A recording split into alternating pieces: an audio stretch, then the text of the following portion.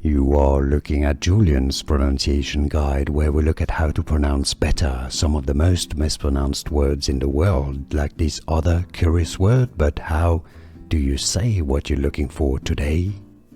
An interesting, very common word in English, obviously, but many are confused by it and mispronounce it sometimes, so let's get through the pronunciation. Let's hear it.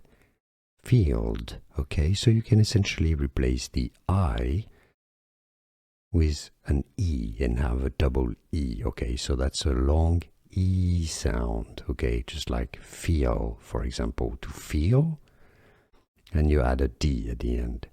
A field, a beautiful field of sunflowers. Field. Here are more videos on how to pronounce more confusing words and names too many mispronounced. Like this video if you found it useful. I appreciate your support. I'll see you soon and thanks for watching.